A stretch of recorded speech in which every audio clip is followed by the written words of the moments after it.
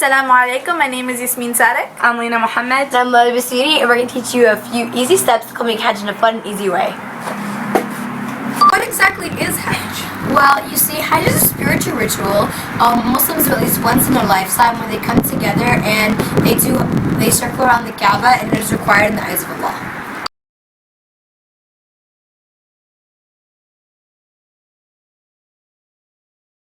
So, what is Umrah? Umrah is a non-obligatory pilgrimage that Muslims could do any time of the year where we go to Mecca and circle around the Kaaba 7 times. The importance of Hajj and Umrah is that it makes us deal with the pet peeves that seem to irritate us at times. It makes us interact with different ethnicities, races, and it shows that we're all on the same level in the eyes of Allah. To perform proper Hajj or Umrah, you must be in Ihram before you reach one of the 5 checkpoints. Obligations for men: two clean white seamless garments, and for women any modest clothing except covering the face and hands. In the state of Ihram, both men and women cannot cut their hair, clip their nails, put on scented perfume, or use scented soap. In the state of Ihram, men and women cannot hunt or kill animals, no sexual interactions, no marriage proposals, and no marriage contracts. 5 miqats are Al-Juhfa, Dhul Hulayfa, Dat Irq, Qarn al-Manazil, and Yalamlam. In Mecca, where they circle around the Kaaba 7 times while reciting Allahumma labbaik, labbaik la sharika lak labbaik, inna al-hamda wal ni'mata wa lakal mulk la sharika lak. Circling around the Kaaba 7 times, you pray to Rakat behind Miqat al-Ibrahim. The Prophet Ibrahim left his wife Hajar and son Ismail in the desert. The baby Ismail started to get thirsty after a while, so the mother Hajar started running between Safa and Marwa 7 times looking for water for her baby, which is now why during the acts of Hajj or Umrah we run between Safa and Marwa. Crying, and Hajar failed to find water. She came back and started baby kicking and screaming and hitting the floor, and she started saying Zamzam, Zamzam, which meant stop in that language. And when the baby starts, and so Angel Jibril came and hit his wing at the ground and water came out, which is now why we call it Zamzam water. 3 types of Hajj. The easiest one being Ifrad, where you only perform Hajj and there should not be any slaughtering. The second easiest is Tamattu, where you perform Umrah and then you wait a span of time and then perform Hajj, where there should be slaughtering. The hardest one is Qiran, where you perform Umrah and then you go straight into Hajj and there should be slaughtering. Hajj, you must have your passport ready. It must be valid for 6 months. You must apply for a Hajj/Umrah visa.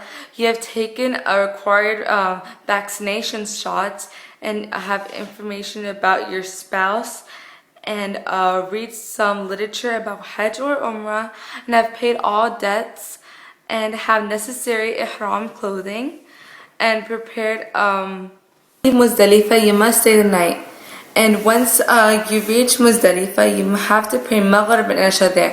You should combine the 2 prayers and shorten Isha and pray Isha prayer and only pray 2 rak'ah. And then in the morning you must pray Fajr and then go to Al-Mashri Al-Haram and make dua until the sun rises. Collect 49 stones, you should head back to Mina. On the 10th day, after you collected your stones, you go to the largest jamarat and hit it 7 times while saying the takbir for each one. Your stones, you must slaughter a sacrifice. Be sure that it is a sheep or 1/7 of a camel or cow to share with other people. After slaughtering your sacrifice, you should get your hair shaved or trimmed and start with the right side of the head. For women, trim only a finger length of hair. After cutting your hair, you should have reached al-taha al-ashgar, the partial ending of Ihram. All permutations of Ihram stay are no longer applicable. A pilgrim can resume normal life except for sexual intercourse. On the 10th day of Dhul Hijjah, after the person has cut their hair, they must make tawaf around the Kaaba 7 times again. Tawaf, the person must make sa'i between Safa and Marwa 7 times again. 10th day of Dhul Hijjah, the person must return back to Mina. 11th day, they go to the Jamarat in Mina, and they start with the smallest one, and they throw 7 pebbles and while saying the takbirah, with each pebble distance yourself, and then they go to the medium jamara and start throwing 7 pebbles at it while saying the takbir and making dua, and then they go to the largest one and start throwing 7 pebbles while saying the takbirah with each pebble. Day of Dhul Hijjah, you must perform step 1, go to Jamarat in the area of Mina. Start with al-jamara as-sughra, the smallest. Start throwing 7 pebbles successfully while making takbir, and each pebble distance yourself and make dua. Step 2. Go to al-jamra al-wasta, medium. Start throwing the 7 pebbles successfully while making takbir, with each pebble distance yourself and make dua. Step 3. Go to al-jamra al-kubra, the largest. Start throwing the 7 pebbles successfully while making takbir with each pebble. Each day, you go back to the Jamarat and you stone each one 7 times while making the takbir like you did the previous 2 days. Then you head back to Mecca once you're done. Back to Mecca, you should make your farewell tawaf and get ready to go home. Assalamu alaikum, Shahari Basini. I'm Layla and I'm asking you a few questions about Hajj. Ahlan binti, my daughter. So what makes you enjoy Hajj the most? What make me enjoy Hajj the most? Because I feel like I'm responding to the call of Allah. You know, when he told Ibrahim, call upon people to come to visit my house. So I feel I'm responding to Allah subhanahu wa ta'ala's call. And like the adhan, you respond to the call of Allah. And here you're responding to his call and you're traveling very far distance. And also because when you go to Hajj, you come back free of sins. So that was something very unique. So how many times did you Hajj and which of 3 types did you do? How many times I did Hajj? I don't know. I did too many. Alhamdulillah, astaghfirullah. So many times, maybe over 10 times, something like that. Which of the types? And I did my Hajj in Qiran. I did in Tamattu, most of them.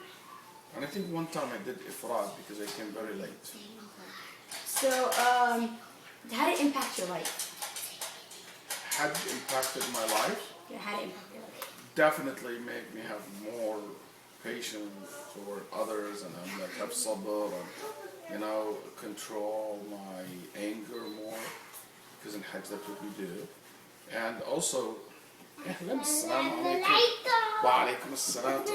sorry about this.